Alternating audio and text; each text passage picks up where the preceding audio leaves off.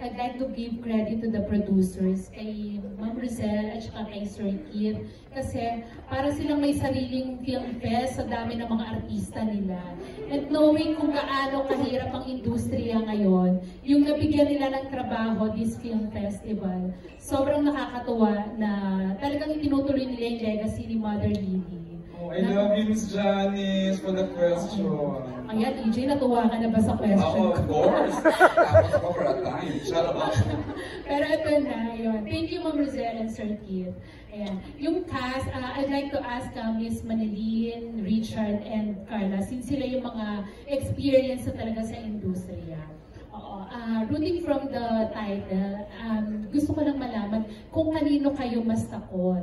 Kung sa evil spirits or sa evil person or people. And tanong ko na rin, i-segue ko na rin yung number 2 question ko para makapag-record ako. So, para mahawakan ko yung phone ko. Yung number 2 question ko, have you been a victim of an evil person and how did you deal with him or her? Ito evil origins naman tayo. Pasok. Miss Manilyn, Brandon, Richard, and Miss Carla. Parang mas nakakatakot yung nakaharap ko talaga. Yung evil person. Hindi totoo. Kasi yun, pwede ka talagang saktan. Although, yun naman din hindi mo nakikita, nakakatakot din. Kasi pwede ka rin naman nasaktan. Pero yung resulta na naibibigay sa'yo ng direktang pananakit, parang mas nakakatakot yun. Yung kaharap mo, katabi ko, talagi ka, ilapit na gano'n, oh. Ay, hindi mo sa akin, Dustin. Oo. Oo. Parang mas nakakatakot yung evil person. Kung naging victim na ako ng isang evil person, wala akong naaalala. Pero alam ko na maraming dati na may gustong gawin na hindi maganda, gustong sabihin na hindi maganda, pero hindi naman natuloy. So, okay na yun. Thank you po. Diba parang walang ka-issue sa Miss Manilyn? The last 3 decades mo, even more, di ba? 5 years old ka, parang sa regal ka na. 43 years na lesson. Tagal. And counting. Miss Carla. Mas takot po sa tao, yung evil na mga tao. Kasi, vocal kasi nito. Yes, evil na tao kasi ang dami po nila sa paligid. Tsaka hindi po sila nakukuha sa dasal. Hindi po medyo mahaba po yung buhay, mga ganyan. So kaya pupunta ko? Parang mga masasamang damo, kung sino pa pinababait sila pa yung nauuna, yung mga ganang bagay. Yan, hindi, pero dapat yun po sabi nila between multo or tao, mas matakot po tayo sa tao, syempre. Kasi yun talaga yung may capability na saktan po talaga tayo ng gusto. Either way, whether evil entity man po yan or human being, ang katapat lang po ay talagang pananampalataya. Diyos, si Lord na po ang bahala sa kanila, syempre. So thankfully naman, honestly, evil is everywhere. Sa totoo lang po, my gosh, sa dami po nang nangyayari ngayon sa mundo. Yung mga tao po walang integrity, sa mga magnanakaw po, sa mga corrupt po. Napakadami pong evil entities around us. So, thankfully, personally naman po, wala naman po. Tsaka meron tayong Lord, kaya meron tayong armas, parang ganun po, against them. Chard? Ang hirap sundan ng sagot ni Carla. Siguro para sa akin, yung evil spirit kasi can go into any person.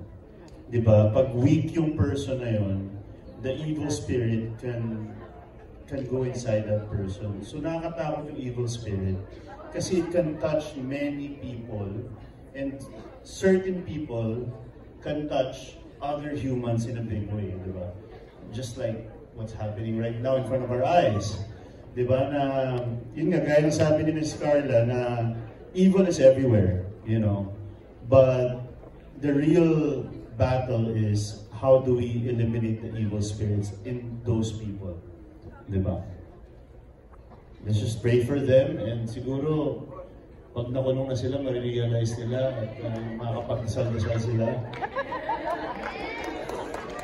Yun lang. Okay. Thank you, Chart. Miss Janice. You're good na? Yay, thank you. Before I give the microphone, Miss Ob, you were honored by your presence on GMA News. Do you have some questions? Well, she doesn't have. Before I give the mic, we'll entertain 3 more questions. And that will come from Miss Kate Adahar, Alex Rosas, and I understand Don Sermino, who is later na. Sige, doon na lang kay Miss Kate Adahar na muna tayo. Nakapamigay kay Miss Kate ng Random Republica for her set of questions. Before she asks her question, I'd like to ask Direk Shugo Praico. Direk, alam ko ang filmography mo. Itong genre na itong ginagawa mo, horror, something. I don't remember the last time you did a horror, pero tas mga madre pa ang milieu, di ba? Convento, Beaterio. Where was the challenge pa ba for Shugo Praico doing a genre like this? Ako ay at every project or every story, tinitingnan ko paano ko pa mas matututo. So parang it's a journey for me. Kaya sobrang thankful ako for the cast, for this cast, sila Carla, Loza, yes. Sobrang game sila. Yeah. Sobrang game sila kahit sobrang physical ng mga eksena. Wala kang, as a director, wala kang mahihiling pa sa kanila. Every scene there are surprises for me sa ginagawa nilang atake. And very collaborative. So, ang sarap makatrabaho with cast like this. So, thank you. So, the challenge pa ba? Parang hindi ba pinamani mo na to? International acclaim din the challenge here, the biggest challenge here is yung recreating that milieu. 1775. Dapat pupuntahan namin yung set mo, kaya lang inulan kami, di ba may bagyo ng time na yun. Yeah. And because incidentally wala pa namang photographs noon, so what we had were drawings, mga illustrations to do in art director mo rin, ha? Yes, the production designers. And syempre, ang ganda ng script na nila JP, nila Noreen. So parang we had to put that the text on paper sa picture, sa screen. So parang yun yung challenge niya. Miss Carla, top billing ganitong genre. Madre, ang gandang madre, di ba? Little something pa about your episode. Maganda po dun kasi parang pag madre po, makikita natin very holy, very pure, yung ganun po. Pero dito po, medyo, syempre gagawin po namin dark. Or ginawa po namin dark siya. So, kung tutuusin, parang hindi po natin isipin na vulnerable po ang isang madre, hindi po ba, sa mga evil entities. Pero ito nga po, pinasok na sila ng isang evil entity. So, tingnan natin kung yun nga po. Actually, kita naman na po kung anong nangyari. Hindi po ba nag-start sa Beaterio po talaga. Umabot hanggang future po talaga itong evil entity. Ganun siya kalakas po. So, maganda din po yun, honestly, yung pagkamadre. Maganda po yung atake na ang holy, ang linis po nilang tingnan, pero sisirain po yun. The servants of God, tapos gusto ng iring-iring niya sa imadre, di ba? May katakot-takot. Okay, I am now ready to give the microphone kay Miss Kate for her questions. Hi, good evening. My question is for Richard and Carla. As two of the lead stars, ano na lang yung magbibigay niyong assurance sa moviegoers who will allocate their Christmas budget for this film? Assurance, from the beginning of this this project, talagang, I'm very thankful to Mr. Sen and Attorney Keith, because parang right now yung film industry natin really needs a boost. Parang ang advocacy namin is to really get people back into the cinemas. We're doing our best here sa Shake, Rattle and Roll to get moviegoers back into the cinemas, to get families back into the cinemas this Christmas. And that was really the goal. That was really the vision for this. We did everything we can to give a good quality film.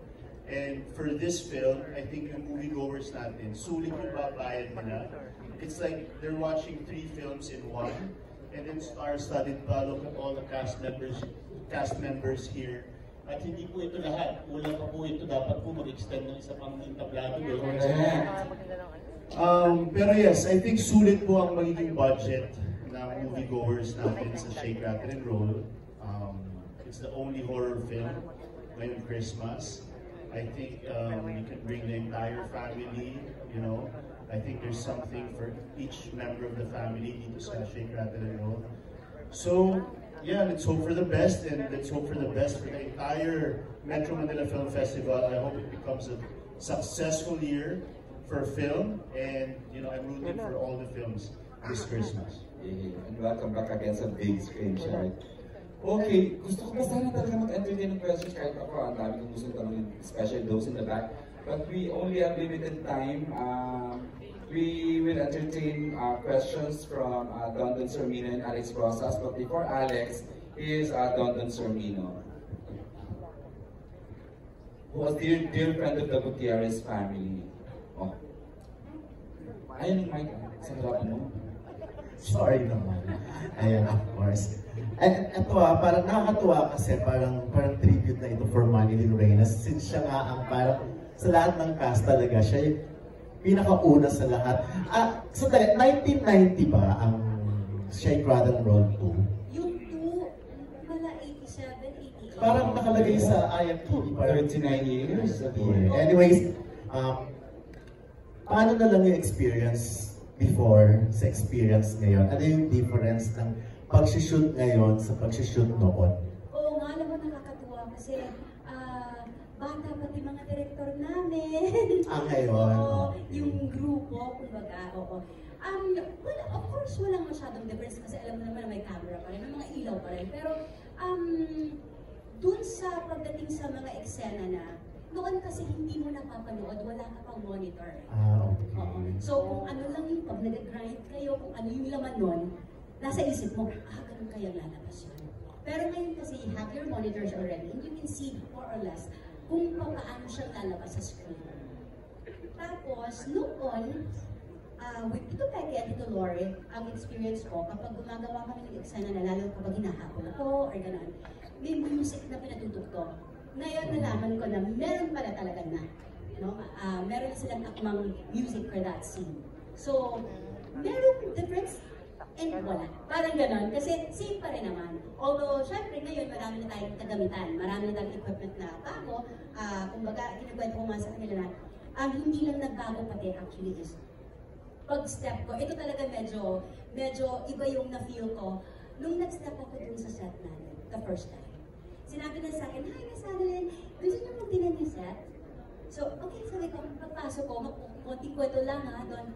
And then, pagpasok ko, alam mo yung nanumbalik sa akin yung ginagawa ko noon. Pagpasok ko, it was dark, right? Tapos sabi ko, yung parang ipinikit mo, tapos, ito yung scent na yun. Oo. So, bumalik ka sa time nung unang gumagawa ka. Totoo. Alam mo, kinilabutan talaga. Pag-step ko, sabi ko. Tapos nakita ko na yung iba yung ilaw. Tapos iba yung mga nakikita kong giba-giba na gano'n. Ito yun. And then I said to myself, ginagawa ko siya ulit. Oh. So, thankful, and sa lahat ng ginawa kong Shake, talagang nakita ko na ang mga bata ngayon, iba na rin. Ang sarap na trabaho. In a good way, Miss Annalyn. Yes, oo. Doon kasi ikaw ang bata din. Very good, diba? So, Sino matanda? Sila Ana ba? Bata rin sila. Sila Banji na pala. Oo, diba? So, very collaborative sila. Totoo yun. Tsaka, meron silang pakialam doon sa role nila at sa ginagawa nila. At maganda yun. Kasi nagtatanong, paano ba katake rito? Gaano ba dapat kataas? Gaano ba baba? Ganun. Tsaka, alam nyo, kahit matagal na ako nag-shake, rattle, and roll at nagpipelikula, pag sinabi ng director ko, ginagawa ko. Kasi si Direk yun eh. Di ba, Direk? Okay. Opo, totoo, marami pa rin akong natututunan ng galing. And it's always fun and it's always good to learn. So, wala ka namang na-experience, mga horror experience sa shooting, noon at ngayon? Noon at ngayon, wala naman. Okay. Pero hindi sa shooting. Iba, pero oo, noon meron. Pero oo, wala naman sa film. Walang kinalaman. Last question, for Richard. Richard, kasi ang ganda ng mga sinabi mo kay Dustin yung the last time na nag-interview tayo sa Regal. Si Dustin ay mas bata. This time naman, yung working experience naman with the Manilyn Reyes. Ate Mane. The best. Oh. Kasi we did films before, di ba? We did films before when I was still a kid. He was mga 15 years ago. Nasa Bilao siya. Loko. 15 years ago. Oh boy, you were only 4 and... Yeah, so we did film before, so it's really nice to reconnect and work again with Miss Manilyn. And of course, the OG of Shake. Yes. Truly an honor to be, sharing the screen with her, learning from her, and having cool scenes with her. So it's really an honor. I'm super happy. And TJ, may pahabol si Dina Vivar na question. Talagang ituro si Dina. Ano daw yung mararamdaman nyo ngayong si Richard, pwede din si Manilyn na yung project nyo ngayon, wala na nga si Mother Lee. Nagbalik kayo ng Regal, gumawa ng film sa Regal. Pero yun, wala na si Mother. Nandyan pa rin si Mother, kasi nandito eh. Kasi katulad ko ako, nag-start ako with Regal Films 10 years old ako. And kumbaga nabuto lang yung sandali. Pero ito na ulit sila, Ate Rosel, si Atty. Keith, at ang buong Regal Films. So, andito si Mother, forever na yun, lalo sa akin. No? At pinagpapatuloy po ang legacy ng Shake, Rattle and Roll, ang legacy na iniwan ni Mother. So, andito pa rin siya. Good answer. Richard? Yes, it's an honor for me to be part of Shake, Rattle and Roll, the comeback of Shake, Rattle and Roll, and of course, the resurgence of Regal. Of course, kilala natin si Mother Lily, talagang haligi ng industriya. But more than anything, she was really close also to my family, to my dad, to my mom, and to our family. And I started acting also at a young age sa Regal Films then. So, growing up, I've always seen the Valencia house. I've always worked with Regal. I've seen Keith and Miss Rosel and everything. So they're like family to us. And, when they offered me this film and, it was really an honor for me. Especially with this kind of script, this kind of episodes of Shake, Rattle and Roll. It's truly an honor to be part of this. And, it's all because of Mother Lee. It all started because of Mother Lee. And this is to honor her. Oh, if I may just add lang, alam mo niyo ba, 2 months ago, remember, di ba we're talking about the relationship of Regal and Richard. 2 months ago, Richard signed a multi-picture contract with Regal. This is part of the deal ng Shake SRR. So ibig sabihin, we will be seeing more Richard in cinemas in the next coming years. Tama, Chart, no? Yes. Yes, I'm very thankful to Regal, and like what I said, I'm all for the, to bringing back the resurgence of Regal as films and for audience to watch films again, watching the big screen. Mas mahirap na kasi ngayon, syempre, ang dami ng, on-demand apps.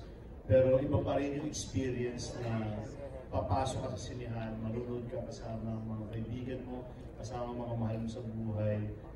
So I'm all for that. I'm here to, to be part of the Regal family again, and I can't wait. Before the question from Alex Rosas, nakita niyo AVP kanina, we saw another iconic SRR personality, di ba, si Miss Janice de Belen, di ba, nakita natin. Kita mo yung energy niya na she is part of this, but again, she is on a lock-in for the teleserye niya sa ABS-CBN. Sana makasama natin siya sa screenings a couple of days from now. Okay, finally, the question from Alex Rosas.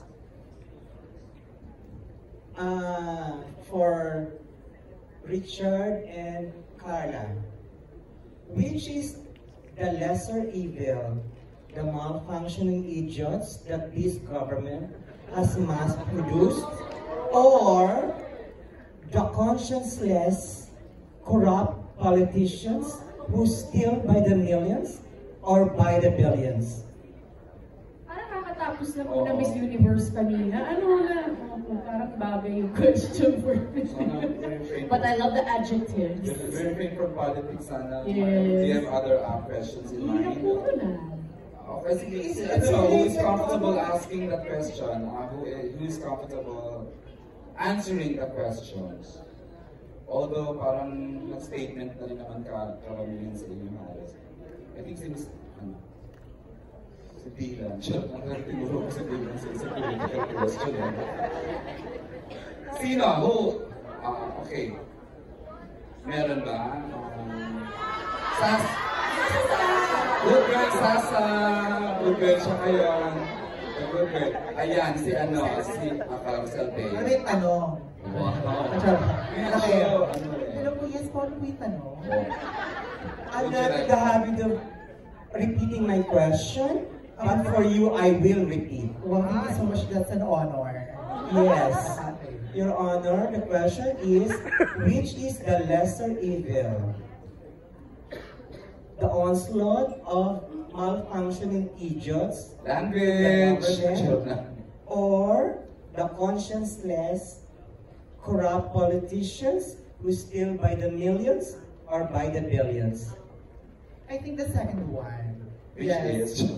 Which is evil? The second one? Yes, yun ba yung conscienceless politicians Who steal by the billions or by the millions? Lesser evil. I don't think you ayoko na po sagutin, mali pala ako. Pero yes, sir, and anything else, sorry, medyo hindi ko po naintindihan yung tanong. Pero po, sasagutin ko po yan, yes, ang lesser evil po, I guess, ay... Ano yung una nga? Think ko yung una po, yung una, yes. It's the, I think, it's... Ano ba yung una? Malfunctioning idiots. The idiots. Okay. Are we talking about yung mga tao po ba dito? Yung mga botante? Ano po ba? Yung government. Malfunctioning idiots mass-produced by the government. Okay. Yes. Actually, yes. It's the lesser evil po. Kasi, to be honest, we are all just victims of this system. This corrupt system. It actually birthed yung sinasabi niyo po, malfunctioning idiots, which is the same reason rin kung bakit po natin nabobota ang mga politician kurakot na nagnanakaw sa atin. Okay. Pero, yes. It's Christmas time. And it's Christmas time. So, hindi ko sila mumurahin. As a sweet girl ka rito sa SRR, Sasa girl. Actually, no, magnanakaw ako dito. So, ayun. Inis ko na, pinahit ko pa dun sa... Hindi po ako, sweet girl dito. Medyo may pagka-street smart ng onte. Yes, ayun. Okay, nakabahan ako sa mga tanong. Nakakaloko. Baka mamaya makasuha na talaga ako. Thank you po.